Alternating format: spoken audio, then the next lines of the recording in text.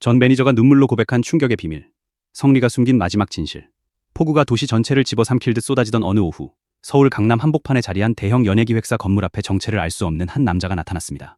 값비싼 차량들이 연이어 지하 주차장으로 들어가고 화려한 옷차림의 직원들이 바쁘게 로비를 오가던 그 순간에도 남자는 한 발짝도 움직이지 않았습니다. 낡은 검은색 코트는 이미 빗물에 흠뻑 젖어 있었고 축 처진 머리카락 사이로 드러난 얼굴은 마치 며칠 동안 한숨도 자지 못한 사람처럼 창백했습니다. 무엇보다 사람들의 시선을 붙잡은 것은 그의 두 손에 들린 오래된 서류 봉투였습니다. 모서리는 심하게 구겨져 있었고 빗물에 젖은 표면에는 정체를 알 수 없는 얼룩이 번져 있었습니다. 남자는 그 봉투가 세상에서 가장 귀중한 물건이라도 되는 것처럼 가슴에 꼭 끌어안고 있었습니다. 로비 직원이 조심스럽게 다가가 방문 목적을 묻자 남자는 떨리는 목소리로 단 한 사람의 이름을 말했습니다.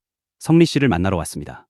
그 순간 평온하던 로비의 공기가 칼날처럼 날카롭게 얼어붙었습니다. 안내데스크 직원의 얼굴에서 미소가 사라졌고 주변에 있던 관계자들은 서로의 눈치를 살피기 시작했습니다. 그 남자는 다름 아닌 성리가 아무것도 가진 것 없던 무명 시절 가장 가까운 곳에서 그를 보살피다가 어느 날 갑자기 흔적도 없이 사라졌던 전 매니저였기 때문입니다. 당시 성리는 건물 상층부의 녹음실에서 새 앨범 작업을 하고 있었습니다. 수십 차례 같은 부분을 반복해서 녹음하던 중 한 직원이 조심스럽게 문을 열고 들어왔습니다. 직원은 한참을 망설이다가 로비에 전 매니저가 찾아왔다는 사실을 전했습니다. 그 이름이 입 밖으로 나온 순간 성리의 표정은 믿을 수 없을 만큼 빠르게 굳어졌습니다. 조금 전까지만 해도 감정에 몰입해 노래하던 그의 눈빛은 순식간에 초점을 잃었고 마이크를 잡고 있던 손끝은 미세하게 떨리기 시작했습니다.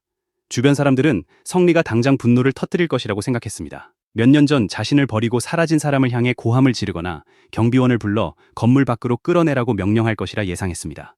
그러나 성리는 놀라울 정도로 차분한 목소리로 말했습니다. 만나지 않겠습니다. 돌아가시라고 전해주세요. 그 말에는 분노도 복수심도 없었습니다. 오히려 오래된 상처가 다시 찢어지는 것을 필사적으로 막으려는 사람의 절박함이 담겨 있었습니다.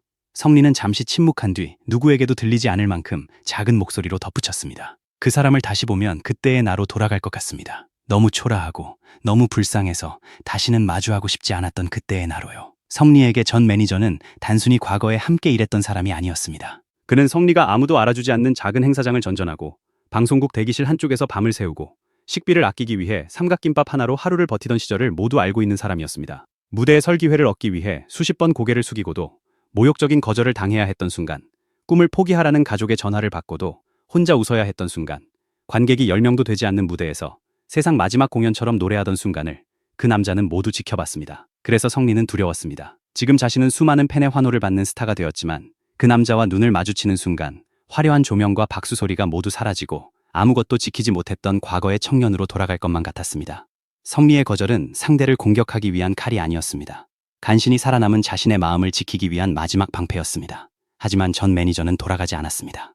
그는 로비 한쪽 의자에 앉아 젖은 봉투를 두 손으로 움켜쥔 채 버텼습니다. 직원들이 여러 차례 귀가를 권유했지만 그는 고개를 저었습니다. 결국 소속사 대표가 직접 내려와 차가운 목소리로 말했습니다. 성리는 당신을 만날 생각이 없습니다. 더 이상 소란을 일으키면 경찰을 부르겠습니다. 그때까지 고개를 숙이고 있던 전 매니저가 천천히 일어났습니다. 그의 입술은 파랗게 질려 있었고 눈에는 이미 눈물이 가득 차 있었습니다. 그는 젖은 봉투를 대표 앞으로 내밀며 말했습니다. 저는 성리를 망치러 온 것이 아닙니다. 너무 늦었지만 이번에는 그 사람을 살리러 왔습니다. 단 한마디였습니다. 그러나 그 말이 떨어지는 순간 로비 안의 모든 소리가 멈춘 듯 했습니다. 대체 그 낡은 봉투 안에 무엇이 들어있기에 이미 정상의 자리에 오른 성리를 살릴 수 있다는 것인지 누구도 짐작할 수 없었습니다.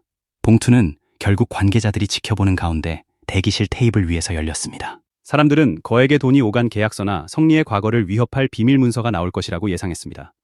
그러나 봉투 안에서 나온 것은 낡은 사진 몇 장과 작은 저장 장치 하나뿐이었습니다. 첫 번째 사진에는 깡마른 얼굴의 성리가 허름한 지역 행사장 뒤편에서 혼자 의상을 정리하는 모습이 담겨 있었습니다. 두 번째 사진에는 오래된 병원 복도 의자에 앉아 두 손으로 얼굴을 감싸고 있는 성리의 뒷모습이 찍혀 있었습니다. 마지막 사진에는 병원 출입 기록이 표시된 시간과 날짜가 희미하게 남아 있었습니다. 그 날짜를 확인한 대표의 얼굴이 순식간에 굳어졌습니다. 그것은 수년 전 성리를 대한민국에서 가장 오만한 가수로 만들어버린 바로 그날이었습니다. 당시 성리는 한 지역의 대규모 행사에 1시간 가까이 늦게 도착했습니다. 수천 명의 관객이 그를 기다렸고 행사는 생중계될 예정이었습니다. 성리가 모습을 드러내자 현장에서는 야유가 터져나왔습니다. 다음 날 언론은 일제히 성리의 지각을 대서특필했습니다. 무명 시절을 잊은 스타, 팬을 무시한 오만한 가수, 인기를 얻더니 변해버린 연예인이라는 자극적인 제목이 포털을 뒤덮었습니다.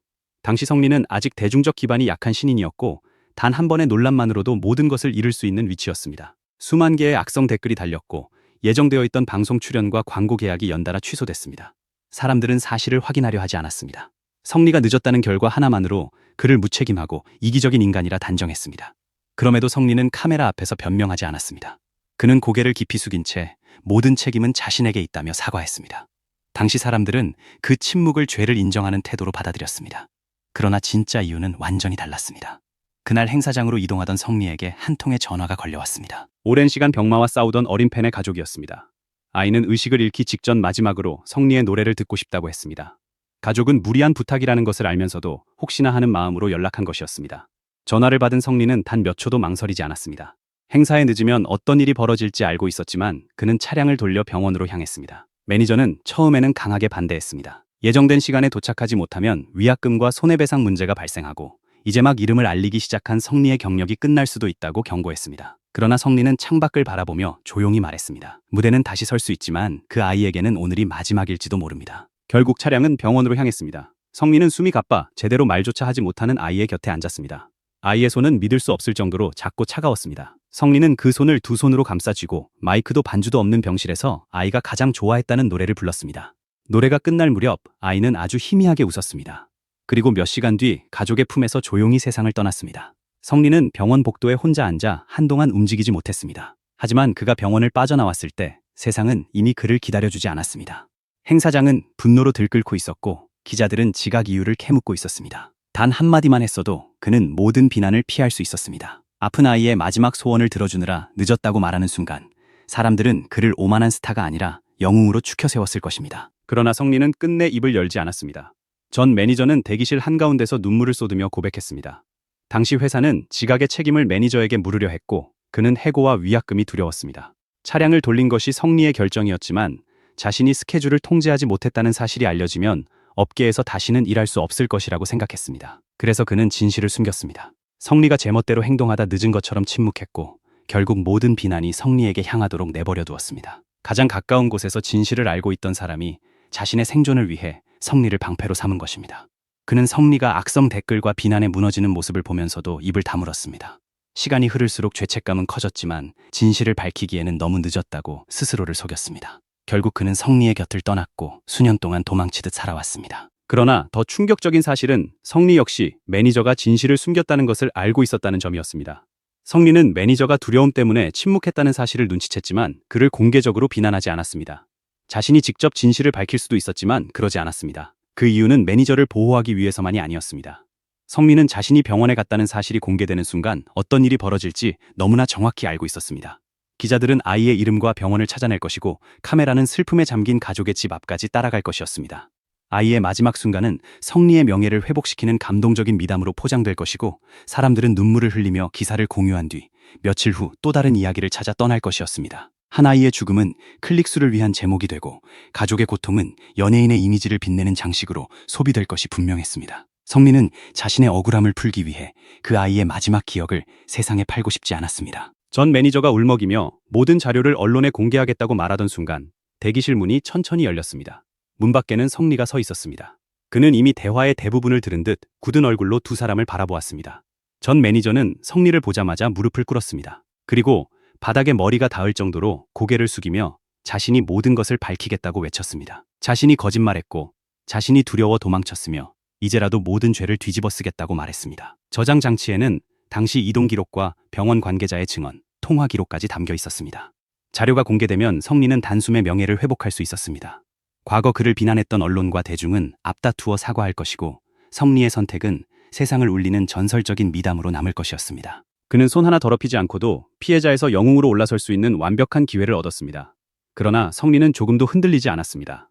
그는 테이블 위에 놓인 사진과 저장 장치를 한참 바라본 뒤 조용히 고개를 저었습니다. 공개하지 마세요. 그 한마디에 전 매니저는 믿을 수 없다는 표정으로 성리를 바라보았습니다. 대표 역시 지금이 아니면 다시는 기회가 없을지 모른다며 설득했습니다. 하지만 성리는 단호했습니다. 그 아이의 마지막 순간까지 내 명예를 위한 이야기로 만들고 싶지는 않습니다. 대기실 안은 숨소리조차 들리지 않을 만큼 고요해졌습니다. 성리는 자신의 결백을 증명하는 행위조차 누군가에게는 또 다른 상처가 될 수 있다는 사실을 알고 있었습니다. 진실이 언제나 정의가 되는 것은 아니었습니다. 어떤 진실은 세상에 드러나는 순간 누군가의 존엄을 파괴하고 누군가의 가장 사적인 슬픔을 대중의 구경거리로 만들기도 합니다.